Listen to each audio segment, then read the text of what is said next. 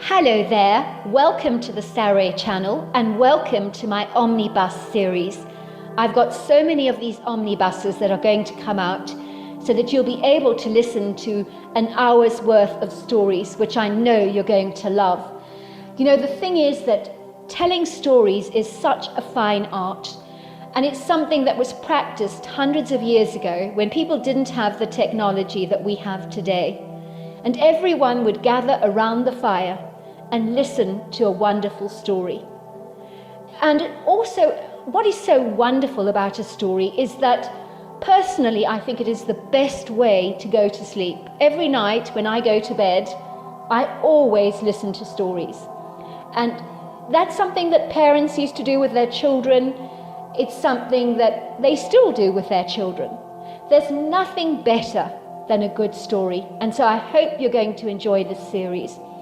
And before we start, I just want to say, do subscribe to my channel because you don't want to miss out on anything. Because I'm in for the long haul and I want to make sure that you get the most stunning stories to go to bed with at night or to listen to when you want to be one of those people sitting beside the fire and listening. Don't forget to subscribe to my channel and let's get started. I hope you're going to enjoy the omnibus. Dear Sarah, and all your lovely listeners, I took the job. In truth, I had no choice, unless I wanted to be ambushed by the press all the time. These people were like a hungry school of sharks, hovering over a poor defenceless seal, ripping away at his flesh, and quite literally, I was that seal.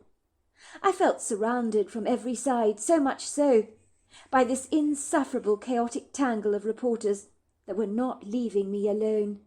They were doggedly determined like a dog with a bone, and would nonchalantly cross any boundary in order to get me to make some kind of a comment. In truth, I'd become like a prisoner in my own home. One reporter from the Chicago Tribune, I believe it was, had practically camped outside my front door, and had been slamming the door so violently hard with his knuckles just to intimidate me.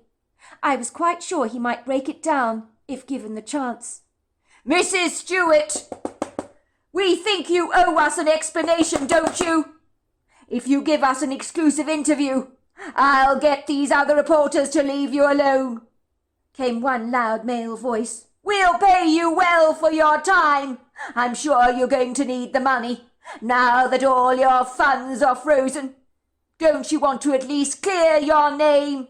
Your failure to talk to the press makes us increasingly suspicious that you know about your husband's treacherous dealings. If you have nothing to hide, Mrs. Stewart, you will speak to us." I was hearing all these kind of requests being launched at me from outside the front door, their poisonous, vile words like threatening darts being flung at the wood, and all these reporters hoping to hit the bull's eye, with me finally agreeing to have an exclusive interview with one of them. Many thought that I would meekly finally buckle over under the pressure and open the door for them. But that was not going to happen. I might be many things, but I was no pushover. I could weather many a storm, and was as stubborn as a mule when given the chance. And when I put my mind to something, there was no stopping me. I would not cave under any pressure, so they had met their match when it came to me.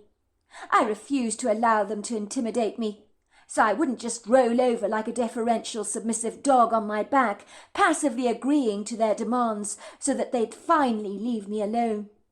There was no negotiation with iron-willed people like this, that crawled around you like angry ants on a sticky bun.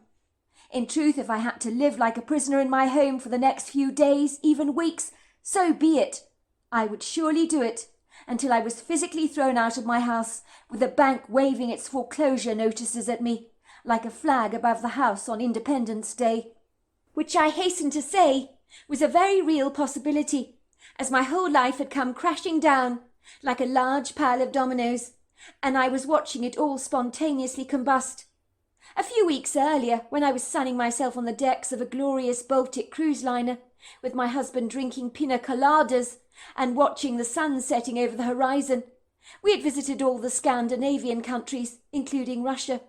I had not for a single moment envisaged that a few weeks from now my life would be lying around me in ruins, as if a volcano had erupted its treacherous molten lava over me, and perfidiously covered my life under its bubbling inferno, incinerating everything it touched. Life could be a bitch when she wanted to be, and I felt as if I had been individually singled out for her wrath, like a kid being bullied implacably on the school playground for being an oddball of sorts. I was not going to have my face slashed over the newspapers indiscriminately, if I could possibly help it. All my friends had distanced themselves from me, refusing to even talk to me, as if in some way I was responsible for my husband's insidious, sordid crimes and his duplicity. I had been left with nothing, no friends, no family, no money. My husband was no longer accountable for his crimes, for his body had been conveniently recovered in a large body of water, where witnesses saw him jumping from a high bridge to end his life, and had begged him not to do it, but he had failed to listen. As one bystander told the Evening Herald, "The man seemed to be in a trance of some kind. We called out to him, told him not to do it, but he just wouldn't listen. He jumped off that great height, and I knew in that moment the man was a goner." I had no pity for Terry, not after what he'd done. My husband had always been a coward like that, running away at the very first sign of trouble. Whenever we had a disagreement during our marriage, he would do much the same. I mean, why change the perennial habits of a lifetime? He'd march out of the house saying, "I don't want to talk about this now, Jennifer. Not when you're like this. I really don't. You're being awfully unreasonable. I'll leave you to cool down for a while." Let's just say a while was probably a couple of days for my husband, sometimes even more. Where he went, I don't know, and I hope to God it wasn't a hotel room into the arms of a lover. But in hindsight, my husband really did have a secret life that I really knew nothing about. So I'm afraid if he did have lovers crawling out of the woodwork like termites, I'd know nothing about it. And if that was indeed the case, I no longer cared a damn. I just wish as a wife I'd been more perceptive, but honestly nothing about my husband made me aware that beneath the benign, handsome facade was a man who was as cunning as a fox, who even made his own wife believe he was a man of great moral fibre, which means he was a master of deception.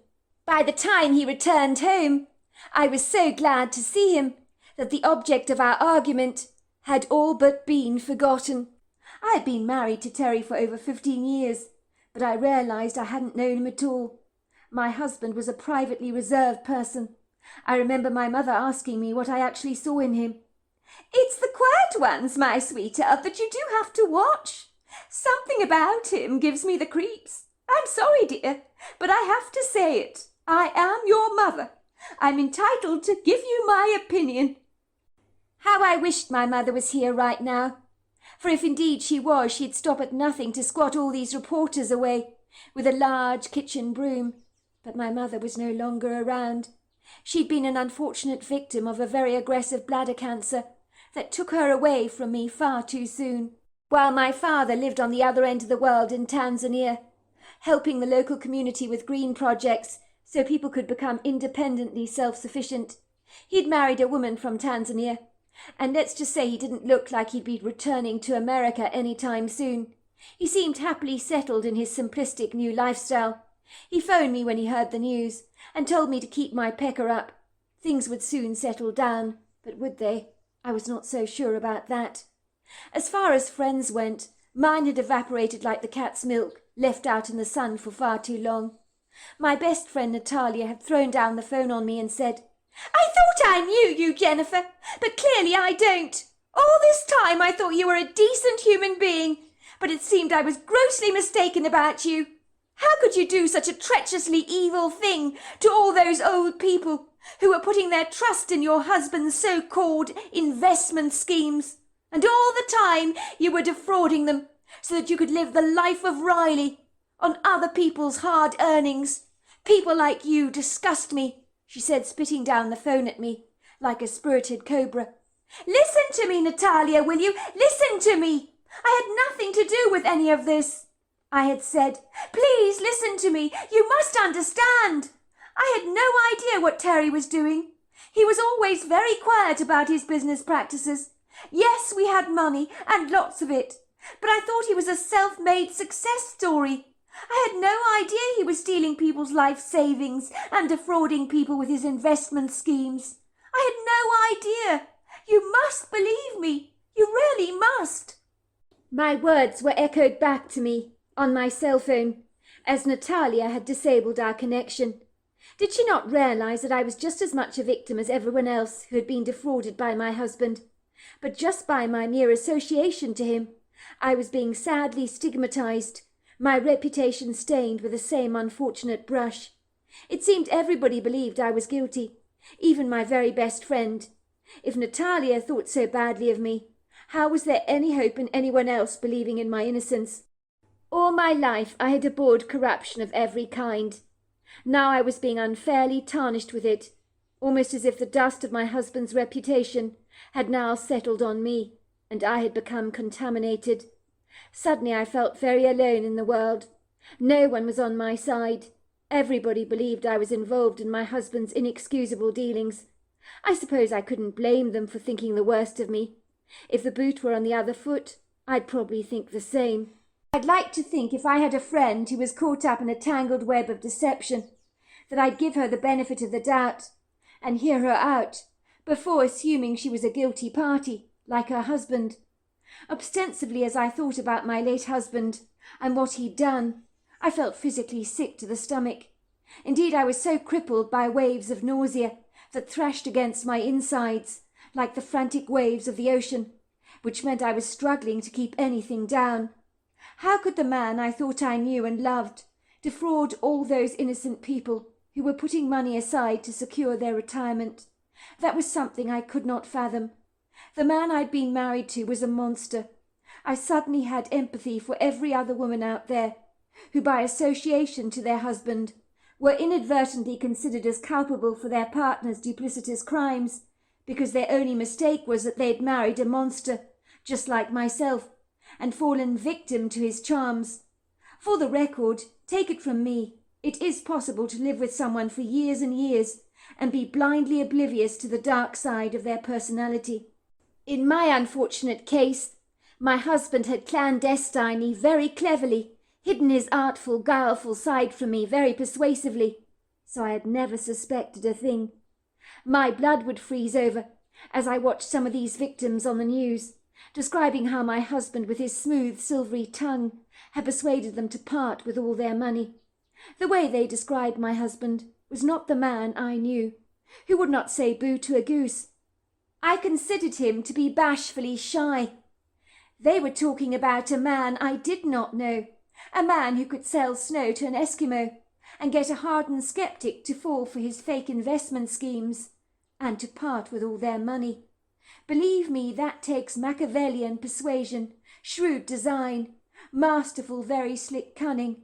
And so, yes, you could say I had married a sly fox, the kind of adroit man who could connivingly go to the chicken coop and deceitfully pretend to impose no threat to the chickens, and one by one he'd rip their heads off and then return home lovingly to his wife with a huge bouquet of flowers in his hands and some tickets for their next cruise to the Caribbean, and his wife would be none the wiser, only rather impressed at her husband's great success. I had never even known that other side to my husband's character, and even though he was now dead, I hated him with a burning passion for what he'd done, and any of the love I thought I had for him dissolved as fast as an aspirin in a glass of water. I'd never believed that love could dissipate so fast, but believe me, it did. It was overtaken by my complete, utter and total revulsion. When the mortifying allegations about my husband were now front-page news, let's just say my life came crashing down around me. You'd think I'd lie on the couch, crying my eyes out, feeling bitterly sorry for myself. But the only people I was sorry for were the victims of my husband's despicable crimes. I could not imagine how vulnerable they must be feeling, having lost all their life savings. How do you ever get over something like that? You've busted your gut working hard all your life, putting money aside to enjoy when you retire. You want to better the quality of your retirement, so you make what you consider to be sound investments. It gives you a tranquilizing sense of security that we all desperately need and crave in our lives. It insulates us from some of the blows that might come our way. It gives us a cushioning to buttress us up on those grey, cloudy, rainy days. Think about it. You invest in something to guarantee a huge return in interest, only to learn that you've been robbed blind, with your eyes wide open. Not only do you likely feel like a prize fool for having trusted such an investment scheme and been seduced and beguiled by a man who promised you a great financial return, you feel as if you've been kicked hard in the teeth. I was so numb, hollow like an Easter egg, walking around my home with the restlessness of a hamster on a wheel, or like a very bored, stressed-out animal in a zoo enclosure, feeling totally bemused and bewildered by what had happened. I was far too afraid to leave my home. I was terrified of the confrontational demands that would be thrown at me. I'm glad to say that after a few days, the tenacious reporters gave up on me a little, as I thought they would. They had not met stubborn until they encountered the woman who refused to leave her home. They were not going to get any kind of scoop out of me. I knew they thought I was guilty, and trying to convince them otherwise would never have done me any good. So what was the point of arguing my innocence anyway? I realized if my best friend Natalia thought I was guilty, and she had known me all my life, there was no way I could convince anyone else of my innocence. When the police interrogated me, even they were not fully satisfied that I was completely innocent. The chief inspector told me in no uncertain terms that if he was to find I was involved in my husband's despicable fraudulent dealings, I could be faced with a lengthy prison sentence, and the thought sent the hair at the back of my neck standing up on end. I contemplated the very real possibility that someone might set me up to pay for my husband's insidious crimes, and that could easily happen. By all accounts, lots of innocent people end up in prison, being the scapegoat or whipping boy, if you like, for somebody else's crimes. My bank accounts had been frozen, the money fully confiscated, and much of the money my husband had stolen from his victims appeared to have disappeared off the face of the earth and could not be traced. It was probably squirreled away in an offshore bank account somewhere. My husband's really sweet sister Belle had to handle my husband's funeral arrangements, as I wanted nothing to do with him any more, and wanted to wash my hands of that part of my life. In truth, I could have scrubbed and scrubbed until my hands bled, and yet I couldn't get the muddy muck of my husband's treachery off my hands, almost as if I'd been contaminated by it. Belle had been my quintessential hero of the day, not only dropping me off food shopping and everything that I could possibly need, but handling Terry's funeral arrangements with great discretion. She choked back tears in her pretty blue eyes and said to me, "Jennifer, I'm so sorry. I don't know what to say. What my brother has done is outrageously despicable. For the record, I don't believe you had anything to do with his heinous crime. Indeed, I know you're just another one of his unfortunate victims, like we all are. The whole family is. It's so devastating what has happened." "Well, then you and your family are the only people that believe in my innocence." She shook her blonde locks furiously. "The press are painting you in such a bad light. It's disgusting, Jennifer. Talk about personality assassination. They don't even know you. They're barking up the wrong tree. Don't forget, Jennifer, I knew Terry very, very well. I know what he was capable of. When I was a little girl, he was always making me confess to things I'd never done, so that he could avoid getting into trouble. Years later, I asked myself, why did I allow myself to take responsibility for the things that Terry did? But he could convince you to do absolutely anything, even though you may not know why you married him.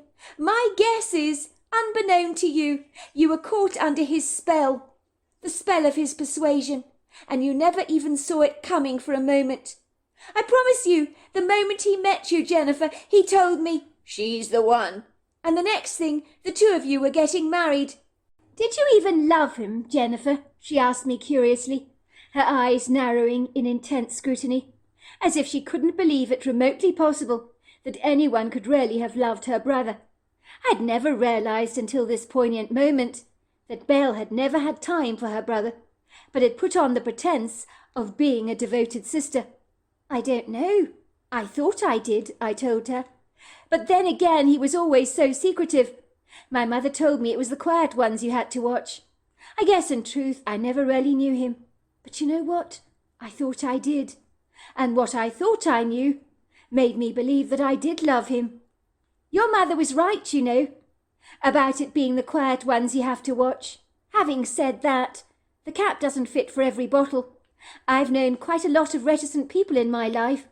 My dad, for example, is one of them, which is where my brother gets it from, I imagine. He's reserved and a quiet person, with a heart the size of the Empire State Building. He is so outraged by Terry, what that man has done, but not altogether surprised. None of us actually are. You see, we all knew my brother well. He nurtured a dark side that we were aware of. I always knew growing up that my brother could not be trusted one little bit. He never took responsibility for anything in his entire life. That's why he killed himself before the police got to arrest him. I think as his sister, I should feel sad for his sorry plight. But look at the mess he left behind him. Truly, he's like a fox in a henhouse, leaving nothing behind but a feathery chaos. Terry had no moral compass whatsoever. It was all about him, all about the money, nothing less, nothing more. Look at your life, for example, Jennifer. Not to put too fine a point on it, it's lying around you in smithereens, as are all those poor people deprived of their life savings. So what does Terry do to escape any form of confrontation? He retreats to the depths of a dark body of water to escape it all, so he doesn't have to face the consequences of his actions. It's so typical of him, she said in disgust. He always was a coward. My parents are a complete mess about this whole affair. They're absolutely mortified. My mother is hysterical that her son has done this to our family. That brother of mine has thrown our family name under the bus and trampled it beneath his feet, as if it means absolutely nothing. My father has started up a charitable donation to try and raise the funds to reimburse the people my brother robbed. He is beside himself with grief over what my brother has done. But he'll stop at nothing, my dad, to make those poor people be reimbursed of every single penny they've lost. I mean, I ask you, Jennifer, how do you mourn someone who's done all this? My parents insist we'll take care of everything for you, Jennifer, in terms of the funeral arrangements, given the press won't bloody leave you alone. My advice is you need to get the hell away from here. My father was suggesting you should do a vanishing act, disappear for good. He's willing to give you a large suitcase of cash to tide you over for the next few years, so you don't leave a paper trail behind you. That is so kind of him, but there is no way your dad is going to be dipping into his literal retirement funds in order to help me out. I couldn't possibly accept that. I'd rather he put his money to good use towards helping out all those people who've been short-changed. That is what I'd prefer. But don't you see? You're also a victim, Jennifer. You have absolutely no money. The bank is going to seize this house from under your nose. Where on earth will you go? What will you do? Who will ever employ you with the record of your husband behind you? Belle glistened with tears she didn't want to shed. She wiped them away with the back of her sleeve and managed a watery smile. She shook her head indignantly. I'll be damned if that brother of mine from beyond the grave steals our joy. The pilfering has got to stop. Everyone is suffering the ramifications of this travesty. I shook my head. You're right there, Belle. I have no idea what I will do, where I will go. But don't you worry about me. I'll think of something. Belle looked at me with a pitiful mixture of admiration and sadness on her face. You know what, Jennifer? You're a real trooper. You've got big courage. You were way too good for my brother. Far too good. In your case, the princess really did marry the toad. Promise me if you need help or money, you will call my family in a heartbeat. We're here to help at any time. I love you, Jennifer. You're like a sister to me. I was moved by my sister-in-law's spontaneous gesture of affection. She grabbed me lovingly by the arms, holding me tight, tears trailing down her cheeks like raindrops. I'm so sorry, Jennifer. You didn't deserve any of this. She then composed herself and grimaced. She took in a deep breath. Oh, I've got to go out there now. Face the piranhas. Wish me luck, will you? She left the house, opening the door with a brave swing and waving up her arms in the air as reporters struck their obtrusive microphones into her face. "Bale Stewart," came a reporter's voice. "Chicago Tribune here. What do you have to say about what your brother Terry did?" For a moment I could hear Bale's crystal-clear voice rising above the reporters, and their voices suddenly became very still when she spoke. "If you want a statement, I'll bloody give you one, shall I? For your information, I'm very sorry what my brother Terry did. But you people need to leave my family and my brother's wife alone. My sister-in-law knew nothing about any of this. You need to get your butts out of our business. Me, my family and Jennifer are just as much victims of this fiasco as all the poor people that lost money to Terry's treacherous deeds. That woman in there," she said, pointing to my house, "cannot go anywhere thanks to you guys. She has nothing left. Her friends have abandoned her. Everyone believes she's involved in this debacle. But take it from me, she's as innocent as a newly born lamb. We would kindly appreciate you leave us the hell alone." I admired my sister-in-law sticking up for me like that. But I knew the bunch of piranhas swimming outside my front door were gunning for my blood, and there was nothing anyone could say that could persuade them of my innocence. It certainly made me reflect back on our history books and all those poor women falsely accused of being witches in the Salem witch trials because someone owned a black cat or were making tinctures from plants that people thought were spells of some kind, because someone had visited someone who accidentally died, and everyone deduced that the woman had cast a deadly spell on the victim. I knew my husband's sister was absolutely right. I was in a very bad place, with a future that looked pretty grim, and without money I was not going to get very far. Little did I know help was finding its way to me from an unusual source that at first I would regard with a degree of scepticism. After what my husband had done, I was beginning to lose my faith in human nature, wondering if behind every warm, kind face lay something infinitely more sinister that remained hidden in the shadows. For the man I'd married was nothing less than a monster. Why should I trust anybody else? I was reading the foreclosure notice on my home when a knock came at my front door.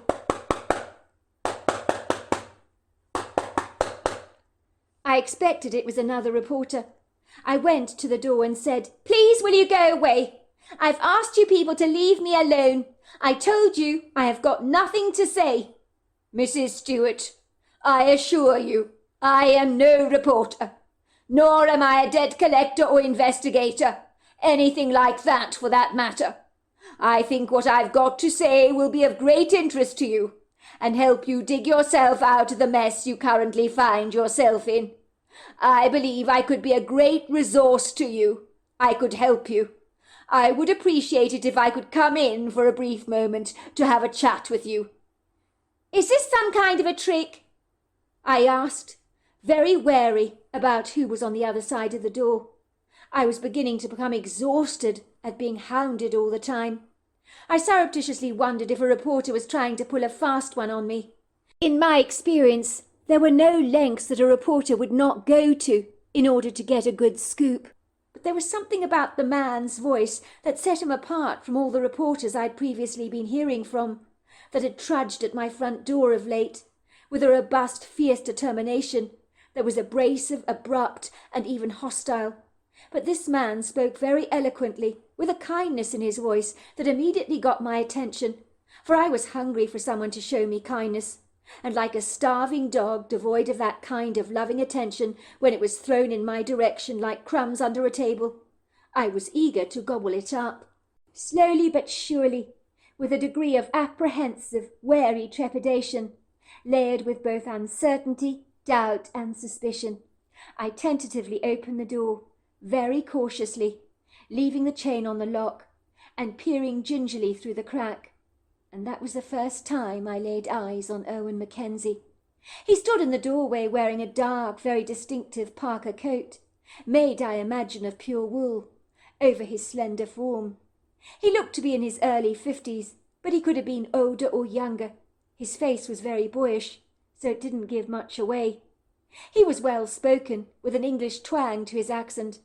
He was a debonair-looking gentleman, with aristocratic refined features that you so often see in those gilded portraits from the past that are hung above mantels or on the wooden panelled walls of stately homes.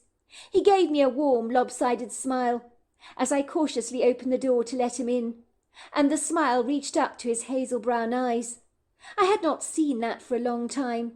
The most recent smiles I had seen were when people scuttled past me like helicopters without wings, looking at me with abject pity when the story of my husband first broke out. I didn't know what was worse, to be pitied or to be thought of as some form of lowlife with criminal affiliations. Just so you know, if you're a Jehovah's Witness, I am not interested, and if you're trying to sell me something, I don't want it. I've travelled a very long way to find you, Mrs. Stewart, so all I ask you is for you to spare me a few moments of your precious time. I cannot say fairer than that. And for your information, I have nothing to sell you, nor am I trying to impose some kind of religious orientation on your life. That would be very insensitive of me at such a testing, trying time in your life. Then what are you here for? I asked, raising a quizzical brow, sounding rather abrupt, as the man unabashedly removed his parka and flung it off on the side of one of my wing-upholstered chairs. He gestured for me to sit down opposite him. I'm here, he told me, to offer you a job as it happens. For a moment I stared at him rather blankly, with a bewildered, confused look creeping up on my face that was soon bathed in a degree of scepticism, which the man immediately discerned, because he jumped in with the words, "This is a serious offer, Mrs. Stewart, which I believe will be mutually beneficial to the both of us." "Before you give me your spiel, would you like a cup of tea?" I asked him, wondering why I was being so hospitable to this perfect stranger, but something about him gave me the need to be polite and courteous. "That would be most kind, Mrs. Stewart. I like my tea strong with 2 sugars and a little milk." I was secretly glad that the man stayed in the living room. I shuffled to the kitchen rather awkwardly, where dirty dishes, plates and mugs were piled up so high around the sink, bearing a remarkable resemblance to the Leaning Tower of Pisa. I immediately circled around the kitchen, preparing tea, which I brought into the living room in a china periwinkle teacup and saucer, privately wondering if I'd made it far too strong. Somehow I felt this very distinguished-looking gentleman was used to the finer things in life, and I doubted he'd ever drunk tea out of a mug before. It turned out I was probably almost right, but if I had presented Owen Mackenzie with a mug, he'd have drunk it politely, because that was the kind of man he was. Even if Owen was sitting on a table where he was being offered sheep's eyes by his host as a delicacy, I doubt he would have refused it. He'd have popped them in his mouth and said, "Quite delicious," so as to please his hosts. Owen took a sip and looked appreciatively. "You make a good cup of tea, Mrs. Stewart. I like builder's tea, and a woman who makes a good cup of tea, well, it says a lot about her personality, in my opinion." "What is builder's tea?" I asked, scrunching my eyes up together quizzically. "I've never heard of that term before." "It's how many of the English like their tea, extra strong. You see, in the good old days, on the building sites in England on freezing cold winter days, the builders would drink their tea extra strong, sometimes even making it with 2 tea bags in a single mug. They were working outdoors, you see, in freezing cold conditions, sometimes unable to barely feel their fingers. They needed to drink something to build up their strength and give them lots and lots of energy. Hence the name builder's tea was born, and all over England, people much like myself thoroughly enjoy a very strong cup of builder's tea." "Well, that would make sense to me. If you're working out of doors, I suppose, you probably like things to be extra strong. Now, I don't mean to be rude, Mr. Mackenzie, but you didn't come here to discuss English builder's tea with me. What is this all about that you believe would be mutually beneficial for me?"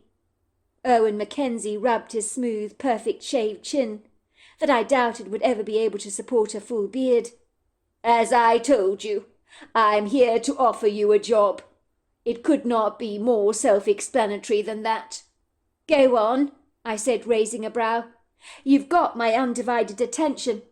But if I don't like where this is going, I'll have to ask you to leave at once. As you can fully appreciate, I've been hounded by reporters day in and day out, and frankly, I'm exhausted. I understand, Mrs. Stewart, but hear me out, will you? My name is Erwin Mackenzie. I live with my mother on our country estate at Stanhope Hall. It's a large manor house that belonged at one point to Lord and Lady Stanhope, who bought the place in the 1920s after emigrating from Scotland. Long before that, in the 1800s, that part of the world was all but a rugged wilderness with nothing on it, beyond, of course, the indigenous wildlife and the occasional random little house or cabin, if you like. But it was wild territory, uninhabited, uncharted, probably more devoted to those involved in the pelt trade, stuff like that. I grew up at Stanhope Hall, which is situated on the Canadian border, near Lake Superior, Minnesota. Well, very near the Canadian border, so to speak. My mother, in between the time I spent at an English boarding school, raised me there with my father, her uncle and aunt.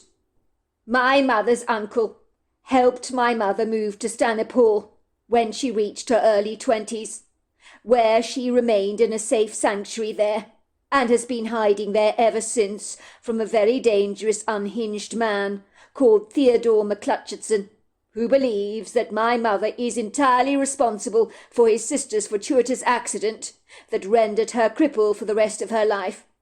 Of course, my mother had absolutely nothing to do with her fortuitous accident, but try telling that to a man who is convinced that my mother is entirely responsible for his sister's disability. If you'll forgive me for saying this, Mr. Mackenzie, but I don't see how any of this has got anything to do with me. You will understand when I explain things a whole lot better.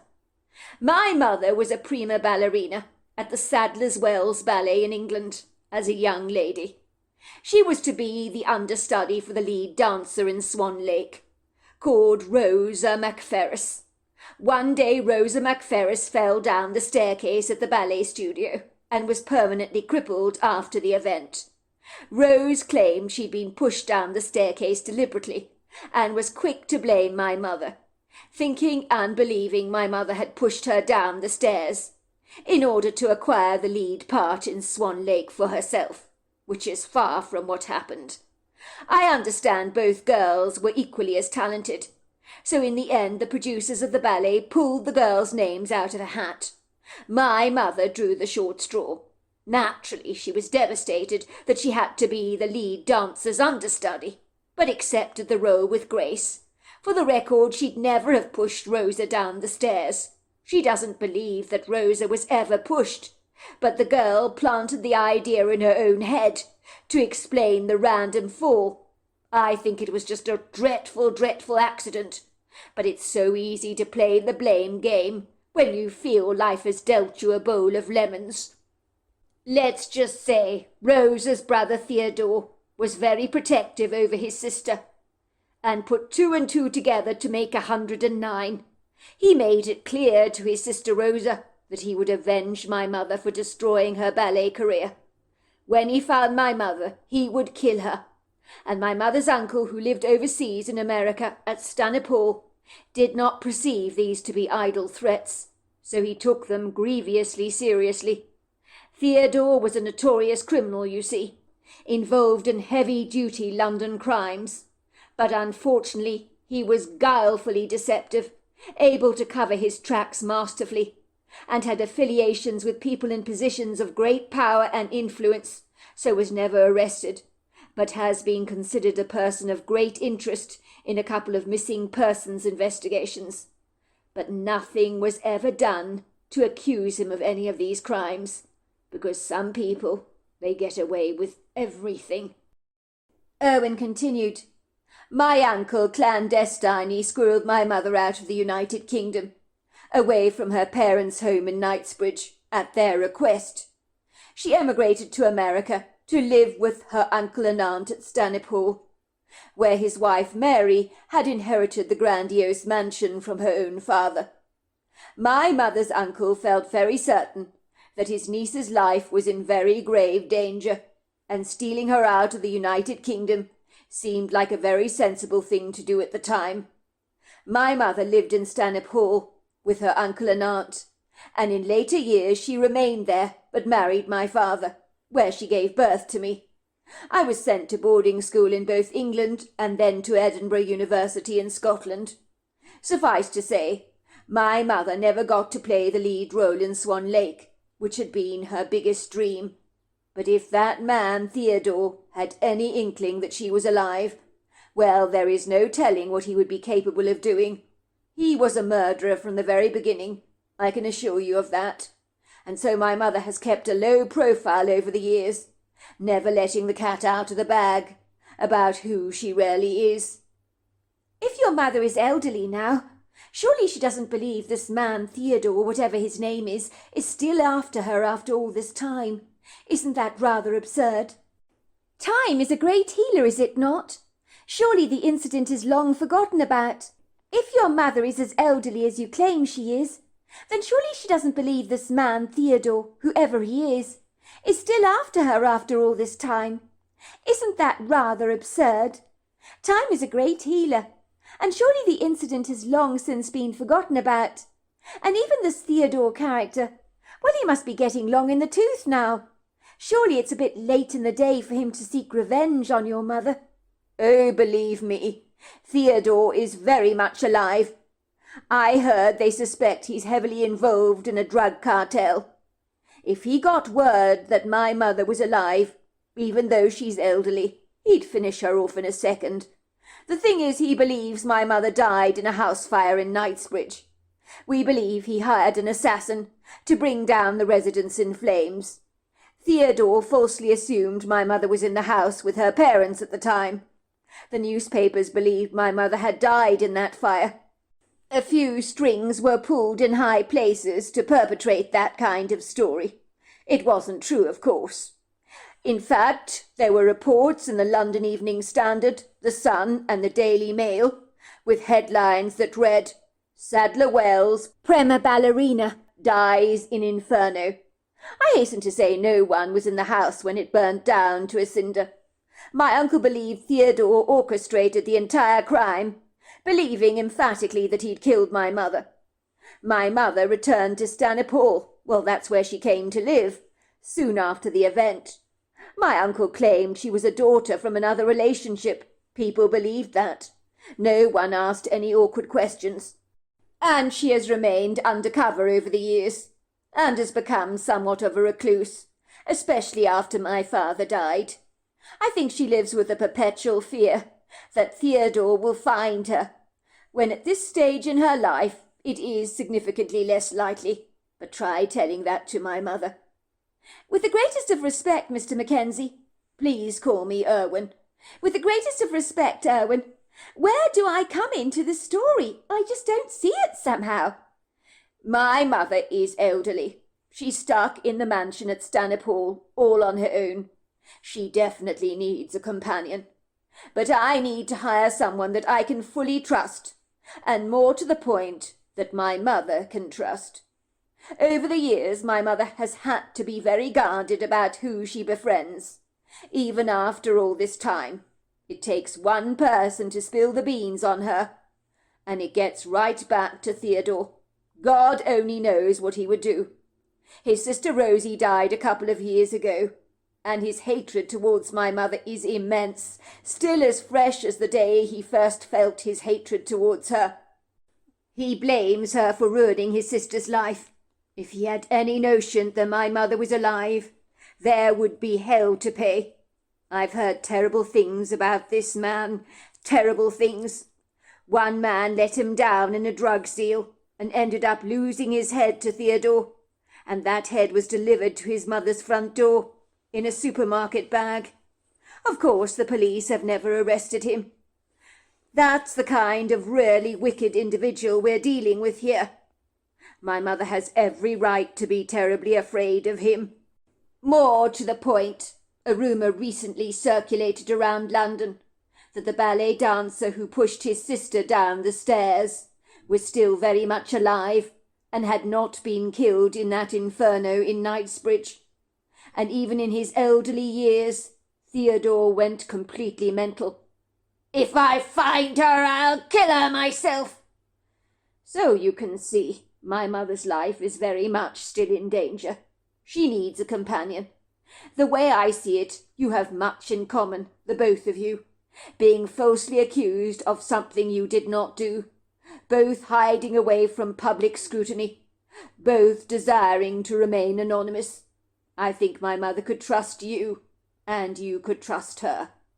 I would pay very handsomely for you taking care of her, but you need to get rid of your cell phone, credit card, and everything to avoid any paper trail. Otherwise the press will catch up with you, and your cover will be blown. And the last thing my mother needs is a hive of inquisitive hornets buzzing over Stanhope Hall, as before you know it, her identity will be uncovered, and Theodore will find out that the woman he thought crippled his sister all those years ago is very much alive, and there is no telling what a man like him is capable of doing. But how do you know I'm innocent? Believe me, I've done my research. I know. More to the point, I'm a very good friend of your father-in-law's. He's a good man, your father-in-law. He believes you need to disappear before you're eaten alive by the press. He thinks you would be the perfect companion for my elderly mother. I wholeheartedly agree. I believe the two of you will have much in common, and will get along famously. Your father-in-law will put out the word to the press that the last time he communicated with you, you were suicidal. They will think you topped yourself, and will hopefully quit looking for you. Your father-in-law is one of those men that is likely never told a single lie in his entire life. But he believes these circumstances are extenuating, and will stop at nothing to protect you, even if it means being malleable with the truth. For the record, he absolutely knows you're innocent, that you had no knowledge of Terry's shenanigans. He knew his son was a bad egg from the very beginning, who only presented you his very best side, so that you would naively, very innocently fall hopelessly in love with him. Your father-in-law wanted to warn you about Terry at the time, when you first married his son. He knew there was a furtive, duplicitous side to his son. He thought a good woman like you might turn the bad apple into a good one. Let's just say when his son was growing up, he stole a plethora of money from your father-in-law. But he said nothing about it, but watched his son's fraudulent actions with a great deal of sorrow in his heart. No father likes to see the son they've invested so much hope in become such an unscrupulous, unsavoury character. In truth, he never envisaged his son would go this far, in ruining the lives of so many innocent people. And now you are being blamed by mere association with him. Your friends have abandoned you. You have absolutely no money. Your house will be ripped away from beneath your feet. Your reputation is in tatters. No one will want to employ you, given who you are, and anyone who knows you will tear you apart limb for limb, like those poor women in the Salem witch trials. People can be cruel. Funny you should mention the Salem witch trials. I was thinking about those poor women today, probably because I could relate to what they must have felt for being falsely accused of something they didn't do. It's not a good feeling to have your credibility eaten up in a single mouthful. It hurts people believing that I could be so grotesquely evil, when I'm anything but. You, my dear lady, are most certainly not evil. You are just a victim, like all those people who lost their money in those investment schemes. But there is a way out. I can help you to vanish, pay you to be a friend to my mother. You are both like battered fish in a goldfish bowl, suffering from the same sorry emotional injuries. I believe you will get each other, have each other's backs. The both of you want to keep a wary distance from intrusive eyes. In the small town near where we live, my mother is occasionally seen there. She will introduce you to the locals as one of her grandchildren, who came to stay with her. No one will suspect that it's not true." "How does your mother feel about all this?" I asked. "At first she pooh-poohed the very idea, thought it was insanely ridiculous. But now she sees you have much in common, and that both of you, being in a similar plight, will watch each other's backs. My mother became very lonely after my father died. She certainly could do with a friend, and you would fit the bill nicely. I think the two of you, as I've said before, will get along nicely. I understand at one time you too were a prima ballerina, with big dreams and aspirations, much like my mother. But your career was inadvertently cut short. What happened there?" I looked up at Irwin with a look of regret in my eyes. "Yes, it's true. I wanted to be a ballerina with all my heart." "Let me see," said Irwin. "I think I know where this is going," he said, narrowing his eyes suspiciously. "You married Terry. He convinced you to give it all up, to give up that fabulous career you had as a prima ballerina. Narcissists are very good like that. Once they get their claws into you, the man who could masterfully persuade people to part with their life savings didn't have any problem in convincing you to give up a bedazzling career, I imagine." I hung my head in shame. "Yes, you're right. He did convince me to leave the ballet. And honestly, I don't know how he did that. I can't even remember, but let's just say, at the time, it seemed to make an awful lot of sense." "You were quite the dancer, I believe, Mrs. Stewart. I read some headlines about you in the Evening Standard, saying you were a rising talent who expressed yourself beautifully in dance. Don't you see, Mrs. Stewart, you have far more in common with my mother than you realize, and being from different generations, you will only bring out the very best in each other. Your youth will invigorate my mother, I'm quite sure, and in turn her wisdom will help ground you. And right now, Mrs. Stewart, you need grounding. If you don't mind my saying, I'm sure you have looked better. Those dark circles under your eyes and the baggy clothes you're wearing suggest to me that you haven't been doing much eating or sleeping.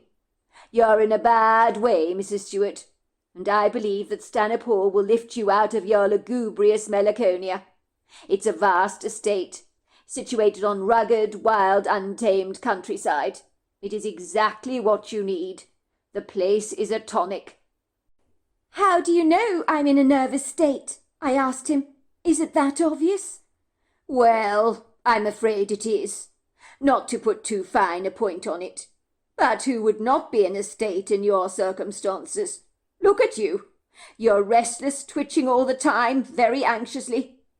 I can see you're restless. You're like a bird with a broken wing. Anyone with eyes can see that you're falling apart." 1 week later, I never believed that I'd end up living in a magnificent 3-story mansion like Stanhope Hall, that looked like a fairy tale castle out of a children's book, or a grandiose doll's house on a large scale, that oozed history like the butter on a hot cross bun, and boasted the dignified resplendence of 18th century Victorian architecture, even though it was not an original 18th century building. But the senses can be easily fooled, and you'd never have known otherwise.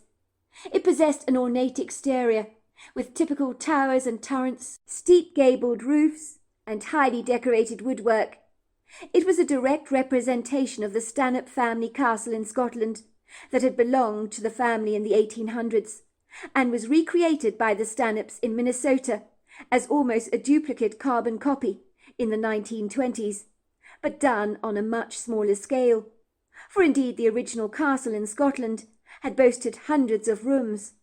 Lady Stanhope perceived, after her family emigrated to the United States, that if they couldn't go to their beloved castle in Scotland, why not bring the castle to them? So that's what they did, building the place not too far from the great Lake Superior. The stone, wood and brick mansion had been skillfully built on acres and acres of wild, untamed, sprawling countryside that stretched out rather presumptuously, like a large yawn, and was magnanimously sprinkled with a plethora of indigenous evergreen trees that gathered together in large, lofty congregations. Spring was slowly hemorrhaging into summer, and those trees that were deciduous had boasted a confetti of blossoms that had now developed crisp green leaves. The early blossoms had long gone. It was a sumptuous feast for my eyes, to be surrounded by such prepossessing beauty, and to be thousands of miles away from Chicago, where instead of being greeted to the tall concrete high-rise skyscrapers, I could see trees, and instead of the humming sounds of the traffic, I could hear the pretty trills of the birdsong, the rustling of the breeze blowing through the trees. Suddenly I felt as free as a bird, able to stretch out my wings and soar up in the cornflower blue skies, no longer disturbed by the sharpened beaks of the raptors in Chicago, bombarding me at my front door with their obtrusive questions, so that I remained hidden behind the walls of my home that had become like a prison.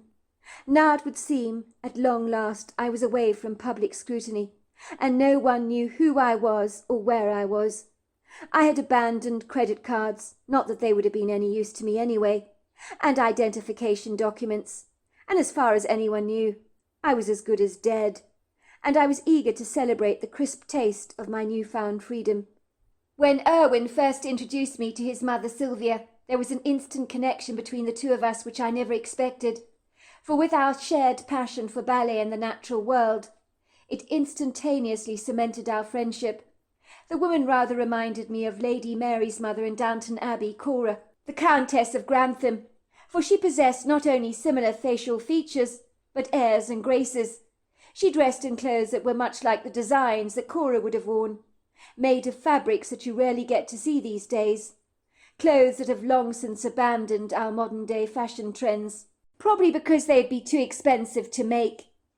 Even though Sylvia was frail, she was slender, and walked with the grace of a ballerina. "Oh, my darling, I've heard all about you, and about your sorry state of affairs," Sylvia had said to me when I first arrived. She had thrown her arms around me lovingly. "You and I are two birds of a feather that the fox caught but never broke us, despite his cruel intentions. And now you're seeking sanctuary here with me at Stanhope Hall. Isn't that wonderful? The fox shall never find you here. But even though you are here, and this is a wonderful, wonderful place, you are not completely safe. None of us are, I'm afraid."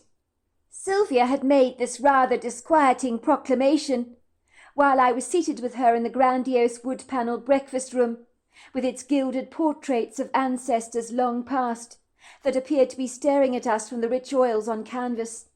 We were seated on wing chairs behind the long wooden table, surrounded by a very grand fireplace that must have looked magnificent in the winter when a fire was burning away merrily in the hearth. It was a warm day. I couldn't help thinking what a dreadful pity it was that we couldn't enjoy a fire, because it would have looked so good in that crate. At the time of this astonishing confession that came from Sylvia, we were being served a very glamorous tea in fine china by one of the staff that lived on the premises, a young lady called Melanie. "Thank you, Melanie. That will be all," said Sylvia, raising her frail arm in the air. She was trembling as she held her delicate porcelain teacup in her hand. She looked at me through her piercing but very beautiful blue eyes. "I'm so very glad you've come here, my darling. I have felt so awfully alone being here all day at Stanhope Hall, in such a grand mansion such as this, not being able to share my heart with anyone. But in you, my dear, I am glad to say I have found a kindred spirit. But even though you've come to live here at Stanhope Hall with me, and are safe from the predators pursuing you in Chicago, who will never find you here, there is another predator that will be out for your blood that you must be incredibly wary of. It would be remiss for me not to warn you about this, for being forewarned is forearmed, as my aunt used to say. Let's just say this predator lurks in the woods and has been hounding the Stanhope family since the 1920s, when Stanhope Hall first came into existence. I hasten to say the Lord and Lady Stanhope's first child was killed by this predator. Of that I am in no doubt. But everyone who has lived in this house, especially if they're in a vulnerable state of mind, knows to be very careful and very alert when they go ambling around in the woods. And the same needs to be applied to you." "Oh, don't you worry about me, Sylvia. I'll be absolutely fine," I said, chuckling, as I took a sip of my tea. "I know exactly what you're thinking, and I don't blame you, Sylvia. Chicago girl, doesn't know a thing about the countryside, hasn't got a clue about the wild animals out there. And you're right, I don't know very much. I probably do need to be educated in these things, but I'm not a complete imbecile. At least I hope I'm not. I'd like to think I'm aware of the dangers of bears, mountain lions, wolves and coyotes." "If that's what you're talking about," I said, briefly glancing out through the large glass window panes that overlooked the spectacular rolling hills and rugged views of the countryside, fully appreciating its unspoilt beauty. It clearly was a haven for much indigenous wildlife, much that I suspected could possibly be predatory. "That is not what I'm talking about, my dear," said Sylvia gingerly. "I think you've got your wires completely crossed. You have fully misunderstood me." Now I noticed that her teacup was violently shaking in her hands, as her whole body trembled like a blancmange jelly. I was amazed she managed to keep her tea in the cup, as the milky beverage was literally swinging inside its porcelain confinement, threatening to spill all over Sylvia's long cocktail dress. "I'm talking about something far more sinister, I'm afraid.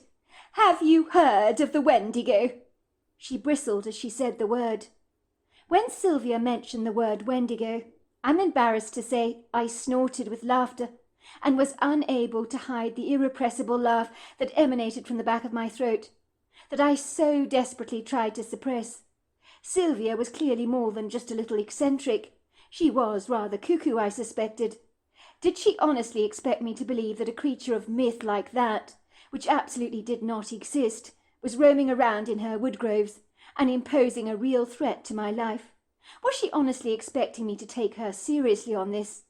I knew it was rude to make fun of her comments, so I tried to look as seriously sober as I could. But I'm not sure I was pulling it off, as I'm certain I was wearing a walloping large smirk on my face. But I mean, could you blame me? The Wendigo, please. Did Sylvia honestly think I was that gullible, that naive, that impressionable? "You don't believe me, dear, do you?" said Sylvia, reaching out to squeeze my arm affectionately. Her steely gaze remained resolutely, steadfastly fixed on mine. "How can I blame you for that? When I first came here to Stanhope Hall, and my uncle warned me of such things, I was very naive at the time, and unequivocally, much like yourself, believed a Wendigo was an ancient legend. But I was to learn how wrong I was.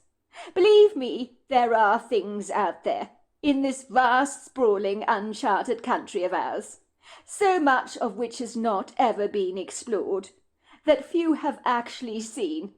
But there are things out there, you know, things that you can't even begin to imagine. And one of them is the Wendigo." "Well, I have heard about it before. I read somewhere that it's cannibalistic, like an evil spirit with deer horns and an emaciated body. That's about all I know about it. I think it is something to do with Native American folklore, isn't it?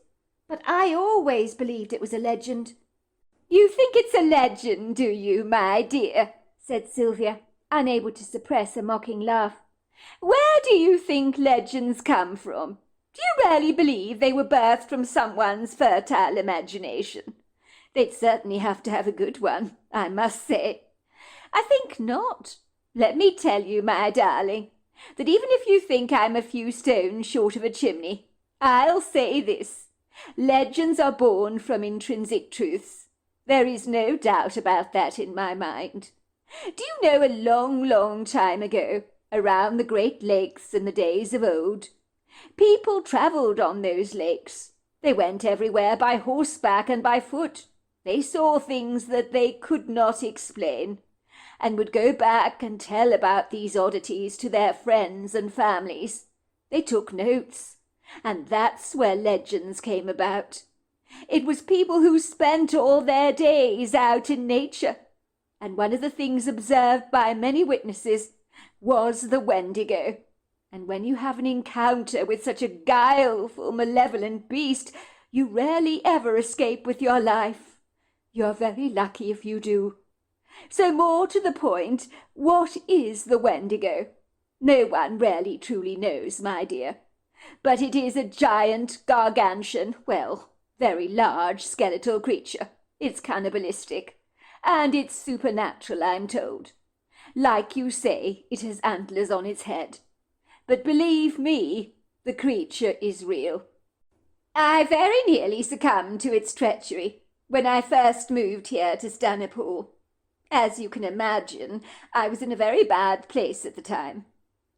And of course, I couldn't believe it when I actually encountered the creature. So yes, I have seen the Wendigo. So I know it is not just folklore. It's not some kind of an American legend. It's real. This time I was shocked. I hasten to say Sylvia was quirky, eccentric, maybe a little cuckoo, but when she spoke about the Wendigo with such conviction, it sent chills down my spine. For she spoke with the sober earnestness of one who rarely has encountered a great evil. "Do you mind telling me about it, Sylvia?" Sylvia began to shake violently, as if recalling the story brought her much terror.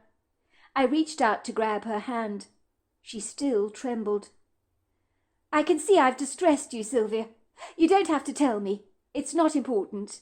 "Oh, but that is where you're very wrong, my dear. I do need to tell you all about it," said Sylvia warningly.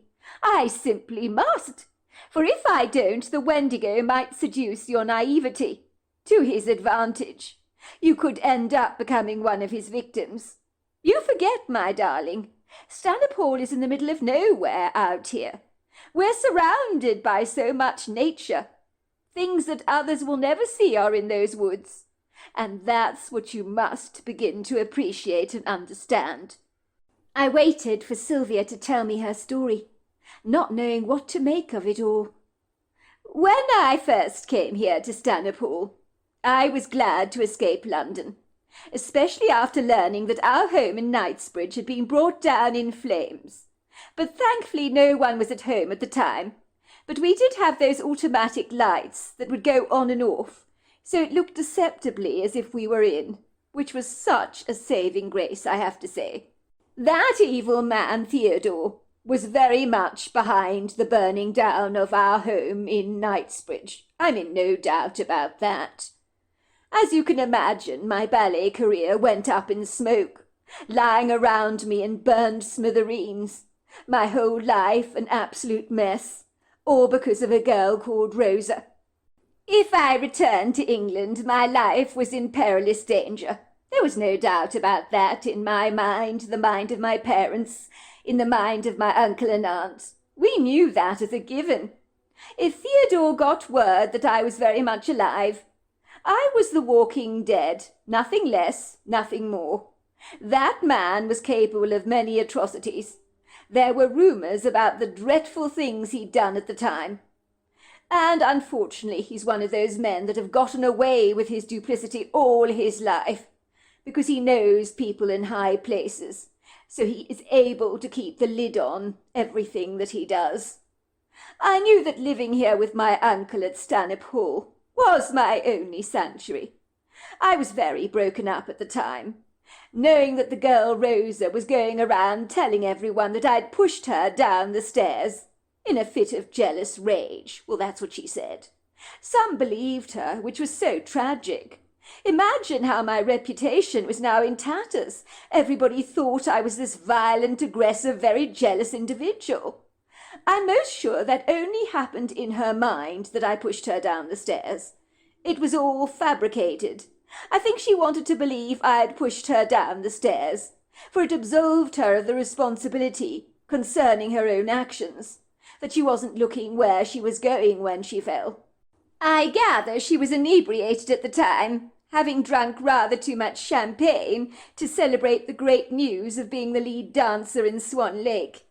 Now, after that fortuitous fall, her career was cremated by her disability, mine by her lies and her brother that wanted to kill me, and his promises were not remotely empty. As far as Rosa was concerned, If she couldn't dance in Swan Lake as the lead dancer, why should I? And more to the point, why not ruin not only her own career, but my reputation while you're about it? If someone did push her down the staircase, which personally I highly doubt, it was most certainly not me. Of course I was jealous with her. I mean, why wouldn't I be? It was a natural human instinct and reaction to feel like that. I mean, what ballerina doesn't want to dance the lead role in Swan Lake?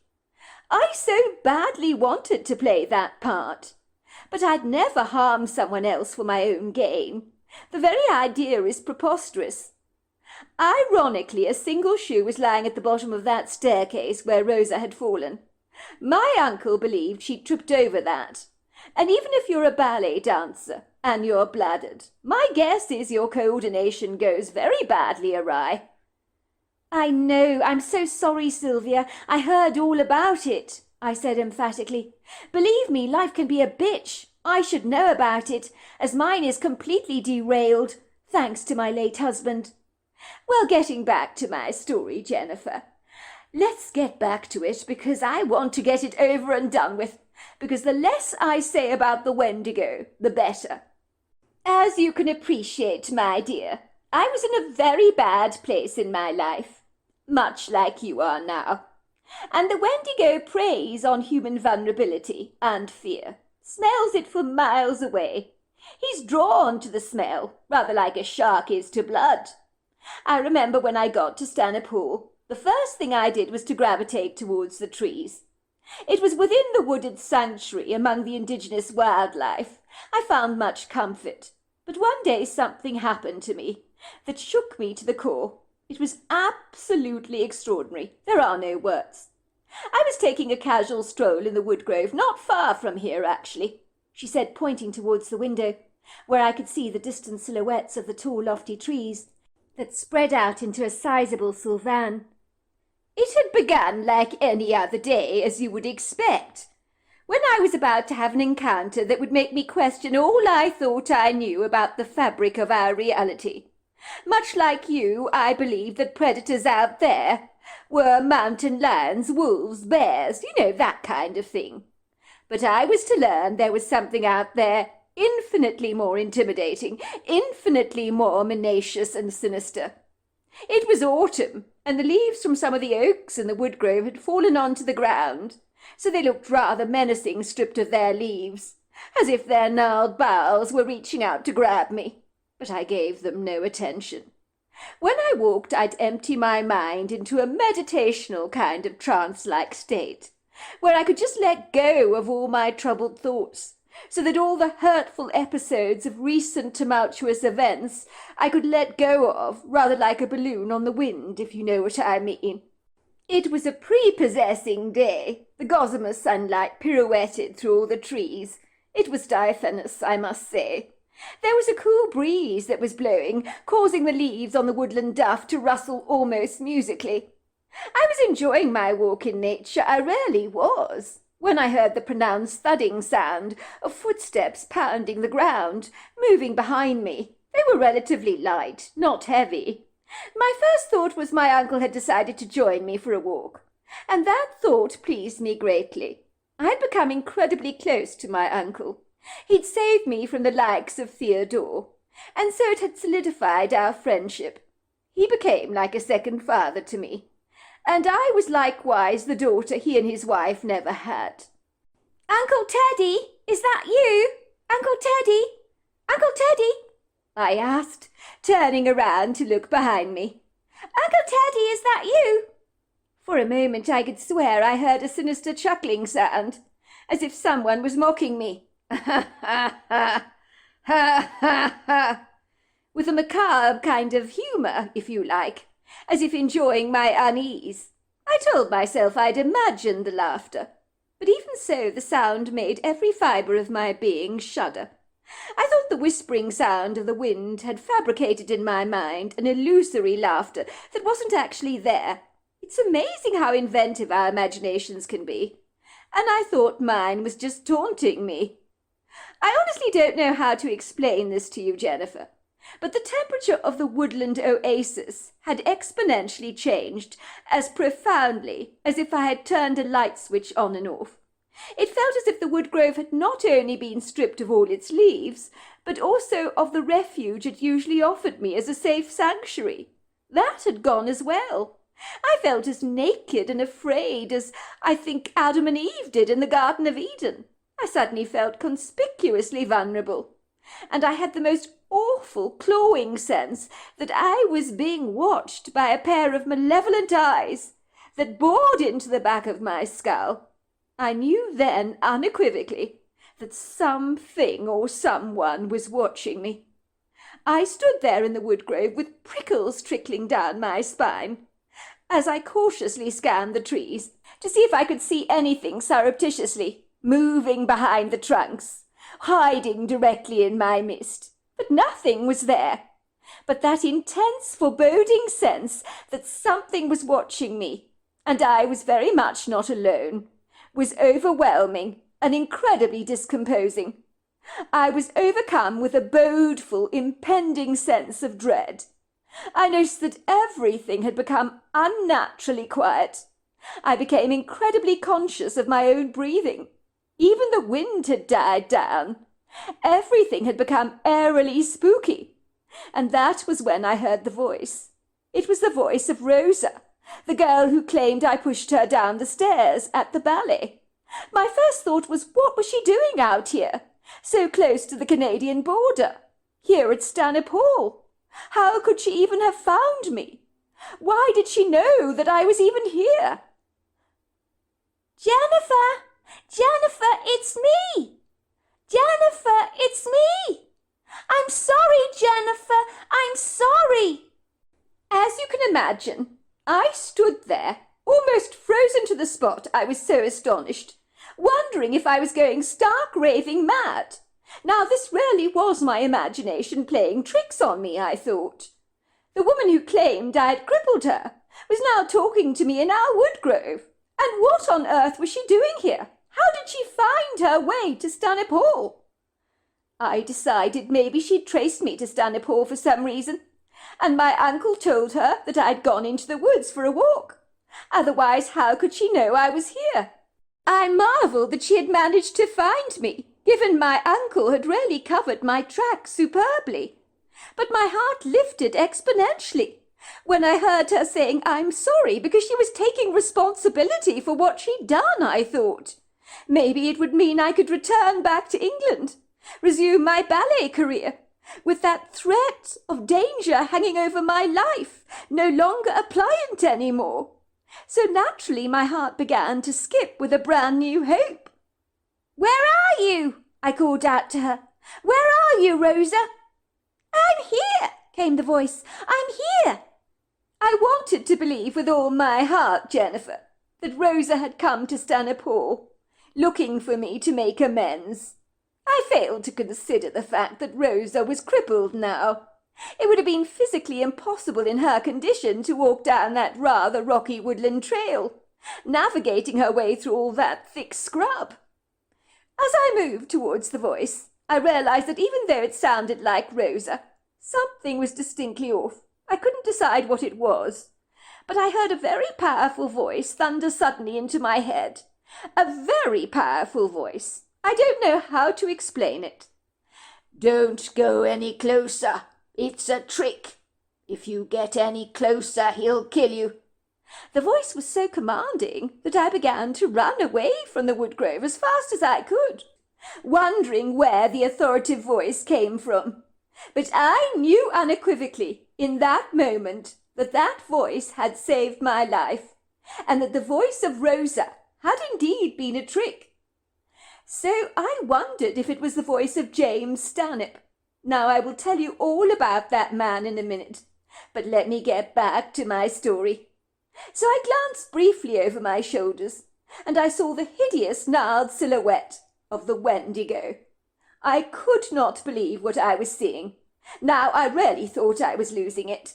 Things like that just didn't exist, and I'd never heard of the Wendigo before, so I didn't know what I was looking at. But this thing was a hideous walking skeleton, with hoof for feet and skin the colour of white saplings. It had a sunken pair of hollows for eyes, and was covered with blood that it was drooling out of its open jaw. And as I ran, he let out a furious scream. He knew I had narrowly escaped his clutches. I knew then that the Wendigo was not just a legend, after I was told all about it. It's a cannibalistic, human-like spirit that feeds on those of us that have found ourselves in a very vulnerable, precarious place in our lives. It loves the taste of fear and vulnerability, and it's hungrily drawn to people like you and me that have lost absolutely everything. It thrives on the taste of our hopelessness. It can't get enough of the taste of human despair and despondency, which it can smell for miles away. The Wendigo does not stay in one location all the time. It wanders around and around all over the place, feeding on those who have flatlined in their lives from their own grievous despair. And those people end up going missing, and people wondered what became of them. For the Wendigo will leave behind no trail, no sign that he was ever there, for he is a master of deception and trickery, and is able to successfully cloak himself, I'm afraid. Lord Stanhope's oldest son, James, fell victim to the Wendigo. Do you remember that old nursery rhyme? Fee, fi, fo, thum, I smell the blood of an Englishman. Be he alive or be he dead, I'll grind his bones to make my bread. I nodded. Yes, I do remember having a recollection of that nursery rhyme, but what has that got to do with a Wendigo? Everything, and a whole lot as it happens. As I keep telling you, Jennifer, dear, sometimes even nursery rhymes are rooted from true stories. Think about the giant in the children's nursery rhyme. He smells the blood of an Englishman, doesn't he? That's what gets him going. Well, when it comes to the Wendigo, he smells our despair and hopelessness, and it's like a drug to him. He's addicted to that smell. So what happened to Lord Stanhope's oldest son? I asked curiously. He was in a dark, hopeless place that you find yourself in now, my dear, where you've experienced the pain of an insidious betrayal on your husband's part. I was also in that place after I lost my life in England. This, my dear Jennifer, was betrayal of the very worst kind. The kind of betrayal that is rubbed right under your nose so that not for a moment can you be allowed to even forget about it. James was madly, passionately in love with a fair maiden called Genevieve Vernsby, who was his betrothed. But he found out that his own younger brother Lucan had stolen his betrothed's affections, and she no longer wanted to be with him, but with his brother instead. Once Genevieve learned that the family inheritance was to be equally divided between the two sons, she made a beeline for James's younger brother. Lucan was the better-looking of the pair, so she got her claws into him instead. When a family member steals away from you the woman you love, how do you ever get over something like that, Jennifer? James believed Genevieve was the love of his life. He now had lost her forever. Needless to say, he found himself in a dark night of the soul kind of place, driven to the depths of his own despair. For not only had his brother ruthlessly stabbed him in the back, but the woman he loved so desperately had turned her affection towards Lucan. One day James went for a walk in the wood grove. He never returned. Rumours abounded that he had encountered the Wendigo. The Stanhope family invited a Native American medicine man to their home to perform some kind of magic ritual, to try and find out what had become of their precious son. They were told that the Wendigo had fed off his flesh. My uncle believed the Wendigo had called out to him in the voice of his beloved, and he in his hopeless distress went running towards that voice, like a lamb to the slaughter, and was savagely devoured by the Wendigo, because of his distraught emotions.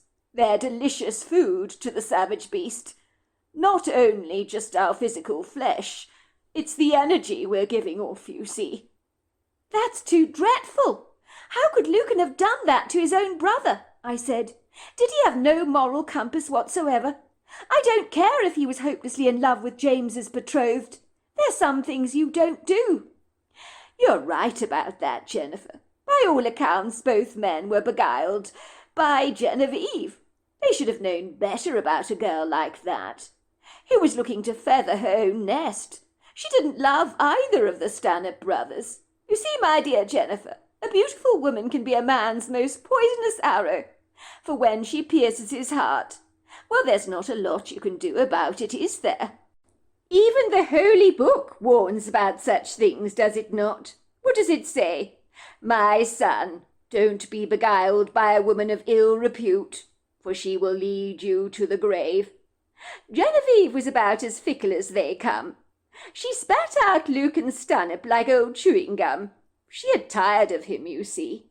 She chose to marry another very affluent gentleman of great means, whose prosperous family boasted a grander, more substantial fortune than the Stanhopes. She was a glutton for all she could get. No wise man would be foolish enough to marry a lady like that, unless they wanted to seal their own fate. You know the Stanhope family. They ended up losing a son to the Windigo, and the second son never got over what he'd done to his own brother, or for the feeble love of a very unreliable woman, who was not worthy of the devoted attentions of either of those young men. Genevieve might have been fair on the outside, but she was emotionally barren, desolate, devoid of any feeling, like a destitute wilderness where nothing beautiful will ever grow. It would seem the wealthy man she married was reported to being completely miserable in his marriage with her. "Why would you be sad?" he was asked. "You're married to the most beautiful woman in these parts." He would scoff and say, "Beauty is only skin deep. When I look at my wife, I see a monster, not the pretty girl I thought I married. I can't believe that I was ever beguiled by her charms." 2 years after he married that woman, he hung himself in a closet. She inherited his vast fortune, becoming a very wealthy young lady indeed. So she got what she wanted in the end. And as bizarre as it sounds, maybe the younger Stanhope brother Lucan had a lucky escape. I mean, Genevieve sounds rather like a honey trap. You think you found a diamond, and you realize that this beguiling jewel turned out to be dust in your hands. Well, it still happens today, doesn't it? Women like that, trapping men, left, right and centre. You hear about it all the time. Sylvia nodded. I noticed her tea had grown cold, and her hands had ceased their shaking. She stared at me through her blue eyes, and her voice suddenly softened. "You do understand, dear, why I'm duly concerned about your current emotional state. Because a Wendigo will smell your distress like an ambulance siren, and it'll automatically be drawn to you.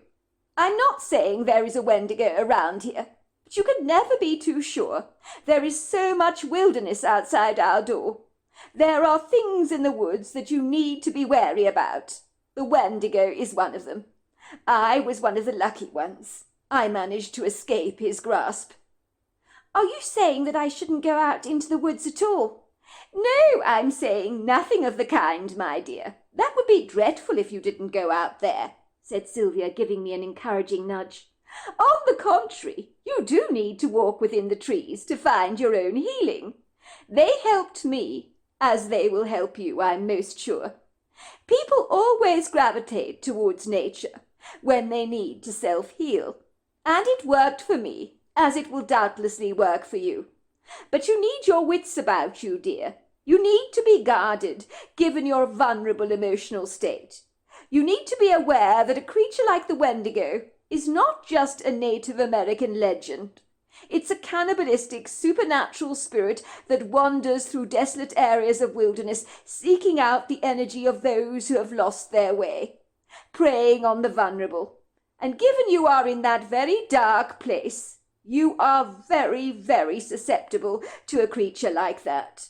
just like I was back then. So as I was saying, my dear, I felt I had to warn you about this. I couldn't abide you falling victim to the Wendigo, like Jane Stanhope did all those years ago. Sometimes I wonder if his spirit is wandering the woods, and whether it was his voice I heard that warned me about the Wendigo, and whether he saved my life that grueling, inauspicious day, when I came face to face with the most monstrous beast I have ever seen. As Native American legend suggests, it's almost impossible to outwit the Wendigo, and the only thing that can destroy him is fire. That's what I'm told, anyway. It's an extraordinary tale, Sylvia, I said. What does Irwin think about all this? I assume he knows about it. Oh, Irwin knows all about it, my dear, said Sylvia, grimacing. The problem is he thinks, like so many people do, that stuff like this is nonsense. He believes the Wendigo is just a creature of legend and doesn't exist in our modern-day world. He doesn't take the story of my strange encounter remotely seriously. He thinks I was in a very bad place at the time, and that my imagination was in overdrive. But it wasn't. I remember very clearly what I saw. He doesn't think James Stanhope was torn to shreds by a Wendigo. He thinks the man met his end at the hands of a hungry mountain lion. But I know very differently, said Sylvia.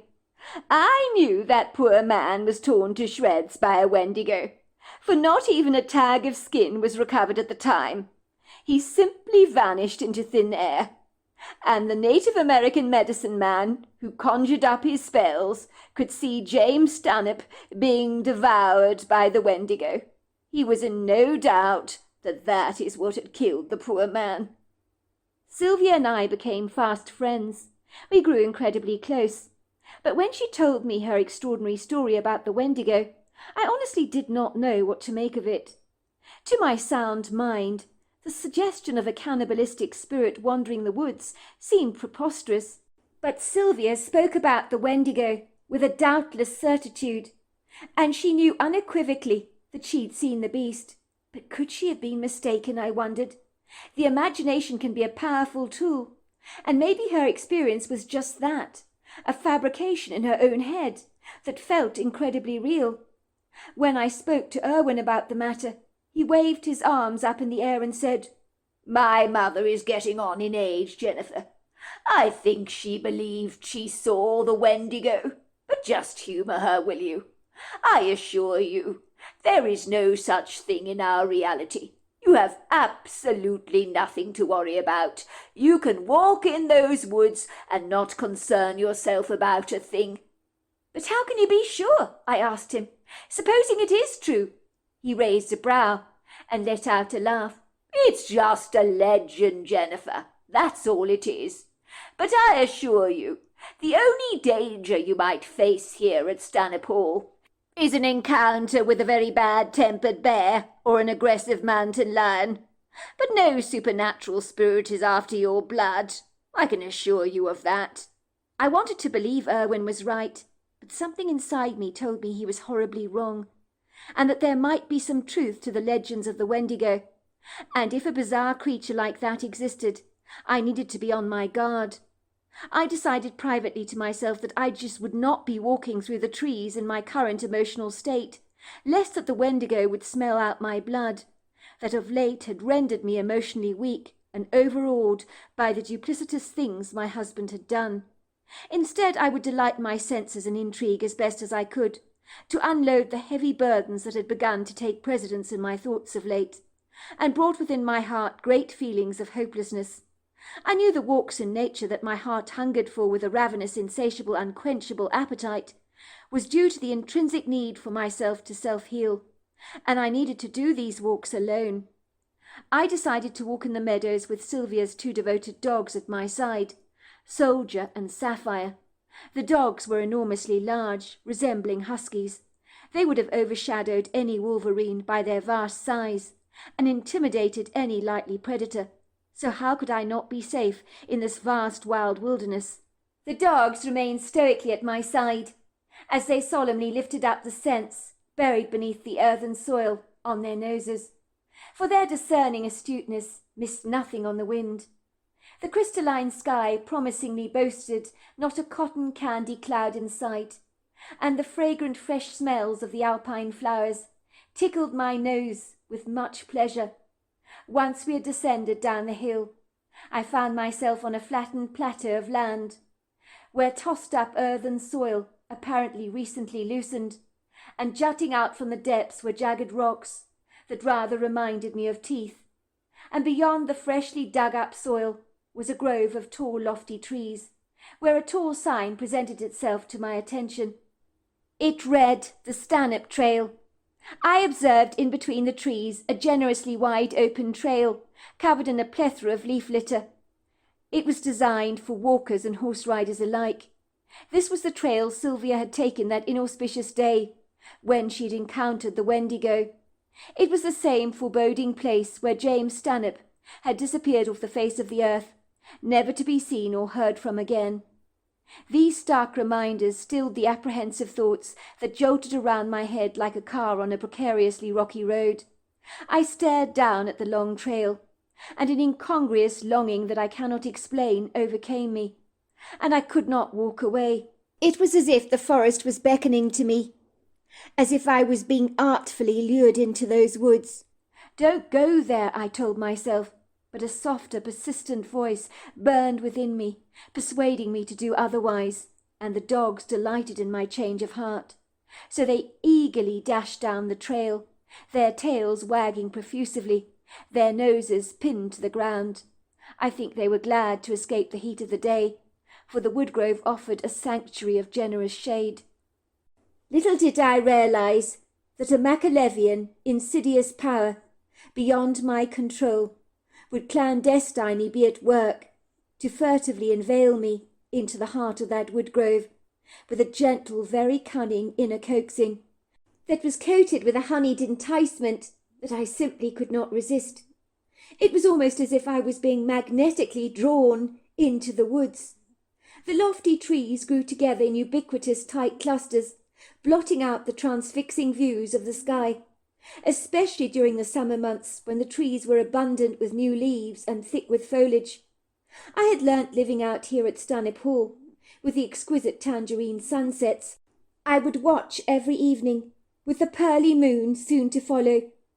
All this peppered my experience of the natural world with a mysterious mystique and a blissful tranquillity, the kind of serenity I would willingly wager most outsiders would never dream possible, that is only ever seen in the brushstrokes of surrealists and the verses of great poets.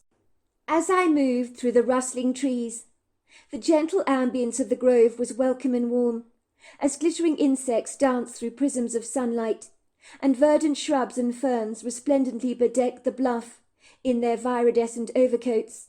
I kicked up the soft earth with my boots and trampled the marsh, which was a very satisfying feeling indeed. I soon forgot my trepidation. A wind began to pick up a feisty speed as it howled through the trees, crashing against the boughs, so they shuddered and shook, brushing against my face with an impertinence rather like people rushing to overtake you in the subway very briskly. And that was when I saw it in the middle of the woods, a wooden shack in remarkably good condition. But my bet is it had been built a long time ago, long before Stanhope Hall ever came into being. But over the years the wood had been treated so it had not degraded or succumbed to termites, mould or rot. There was a lock outside the door, and I opened it rather easily, peering inside. There were piles and piles of very dry firewood in this place, and I could smell all the dust, and observe the large silvery cobwebs that laced themselves between the wood. I closed the door behind me and continued upon my way, not knowing that this unlikely shack would play a quintessential role in saving my life. All of a sudden I could swear the forest had got significantly darker, but this area was dense with shade and undergrowth, so not even a glimmer of light ever appeared to trespass through the boughs of the trees. In a trice, the bird's song that had entertained and delighted my ears with its pretty trills was expunged, and all went horribly silent, so still that there were goosebumps that broke out like chicken-pox all over my body, as I got an overwhelming feeling that I was not alone, and that something or someone was watching me. Worse still, the dogs stood on either side of me, like tight-fitting bookends, and they both appeared to be growling. I could see their lips pulled back to expose their canine teeth, and I'd never observed them look so threatening before. Even the hair on their coats had radically doubled in size. That was when I heard a distinctly familiar voice. "Jennifer! Jennifer! It's me, Jennifer!" For a moment I held my breath, hardly daring to believe what I'd heard. That was my dead husband's very clear, distinctive voice. But he had died when he jumped off a tall bridge to his death. Had he faked his death all along? Was he really alive all this time? How had he managed to come all this way to Stanhope Hall? I know I should have remembered Sylvia's warning words about hearing Rosa's voice in the grove. I hasten to say that my husband's voice was so real, it took me completely off guard. I was not prepared for any of this. I was in no doubt I'd heard my husband's voice. Terry was very much alive. I didn't want anything more to do with my husband, but that part of me that had loved him once for a fleeting second forgot about all his indiscretions. I unflinchingly, without a wavering of hesitation, moved forwards, but one of the huskies stopped me in my tracks, threw me to my feet, so I fell back rather clumsily on the earthen floor. I believe the dog tried to stop me moving towards the voice, but I refused to be discouraged, so I climbed back to my feet, wiping the dirt off my pants, and ordering the two dogs to stay put. They obediently obliged me, but were far from happy. They continued to growl, for they sensed something was horribly wrong, but their canine warnings fell onto deaf ears. The dogs continued to growl. The hair on their bodies had practically doubled in size, but I ignored all their warnings. "Jennifer! It's me, Jennifer! Come here, Jennifer! I've missed you so much, my darling! I've missed you! Come here, Jennifer! I've missed you, my love!" I pushed rather obtrusively past the dogs, because they were trying to stop me going forwards into the grove. I was just so caught up under a trance, of which I had no control whatsoever, and which I am unable to explain all these years later, for it felt as if I had no control over my mind, and was being drawn towards the voice of my husband, imprisoned by its powerful persuasion, that held me hostage to its sweet but deadly allure. And that was when I saw the Wendigo. He was standing only feet away from me. I realized I had been duped, for this voice did not belong to my late husband. In truth, I felt as if I was staring into the eyes of the devil himself. Only these creatures' eyes were like hollow, empty sockets, devoid of any light, with darkness consuming their depths, with a glimmer of red light twinkling like a tiny pupil within each socket. The Wendigo continued to speak to me in my husband's voice, mockingly, taunting me. "It's good to see you, Jennifer. Why don't you come here, my love?" I was frozen to the spot, unable to move an inch, but my bladder burst its banks, and a warm liquid trickled down my legs. I was marooned in the thick, cloggy soup of my fear, like a desperate fly swimming for dear life in a bowl of French onion soup, for there was no way of escape from a creature like this. This could not be happening to me. It just couldn't. This thing could not be real. But even when I closed my eyes, ever so tightly, I could smell it. The creature stank of rancid, rotting, decomposing flesh, and of blood that had turned sour and sickly. There is no way on God's earth I can describe to you the smell. Only it is impossible to forget. The creature was built like a man, in size and stature, only taller, possibly about 7 foot or so. Its skeletal, emaciated form was grey, and this ugly pewter colour clung to the bony contours of its body so tightly that it was almost translucent, so you could clearly see the bones that lay beneath the skin, like sharp, gnarled roots. The creature was distinctly humanoid, with long, thin, willowy limbs and arms, and with incredibly long fingers and sharp claw-like nails. His legs ended in hooves. The face of the beast was like that of the skull of a deer. It had a human-like look to the face, but there were broad, hollow sockets and huge antlers above his head. The scariest thing of all was that human flesh covered in blood appeared to be drooling out of his jaws, and it was absolutely horrifying. I was in no doubt that what I was seeing was the Wendigo. The airy voice deepened in resonance, and the voice of my husband Terry was soon abandoned, and the creature began to speak my name, in the voices of people I knew and loved, some who were still present in my life, and others who were long since deceased. "Hello, Jennifer! Hello, Jennifer! Hello, Jennifer! Hello, Jennifer!" How could he even do that? Then in an unfamiliar, raspy voice, he soon became impatient with me. He let out a loud shriek. "Come here, Jennifer! Come here!" And that was when I heard another voice that screamed in my head. "Run, Jennifer, run! He's going to kill you! Run!" Where on earth did that voice come from? The next thing I knew, rocks went flying towards the trees, as if someone was aiming them directly at the Wendigo. But with my knees crumbling beneath me and the adrenaline pumping in my veins, I began to run as fast as I possibly could. But I was no match for the Wendigo. But as he ran after me, he let out a loud screech, as if something or someone had tripped him up. I turned around ever so briefly to see the Wendigo fighting something that I could not see. It was as if he was fighting something invisible.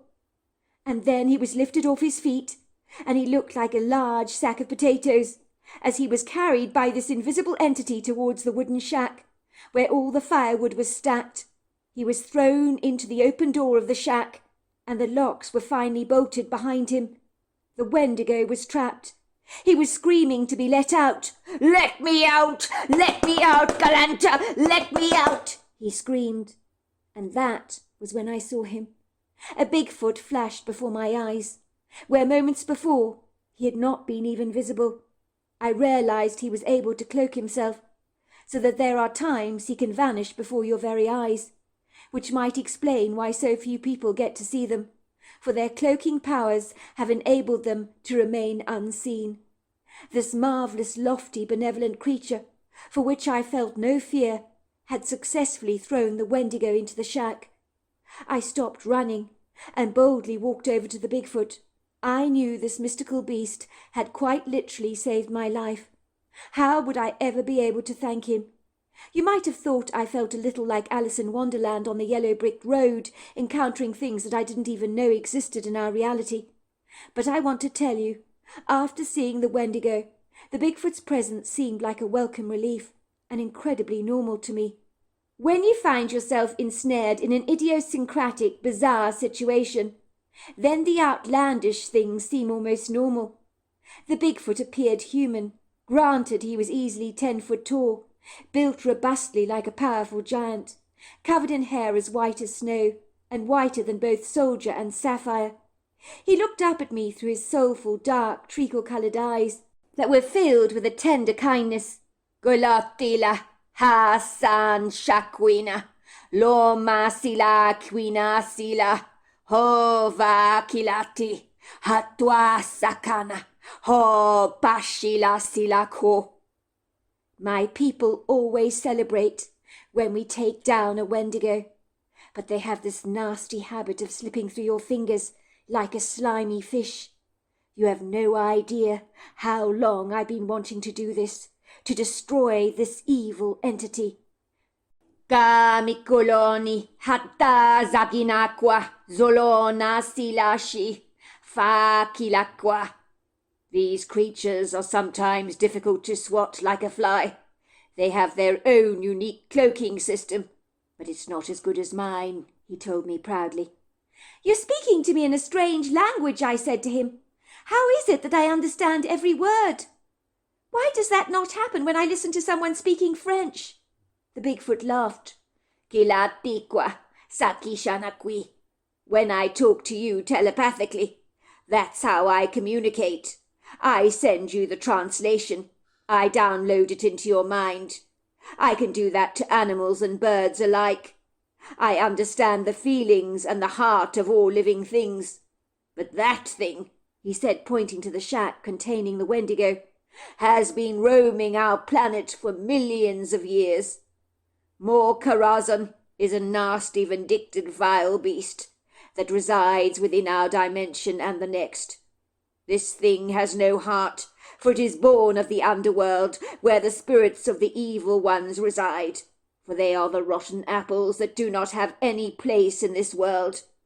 They must be cut off from accessing this realm, but some of them slip through the veil, and we try to send them back. The only way to do this is through fire." After seeing the Wendigo, the Bigfoot seemed like my hero, and I told him how thankful I was.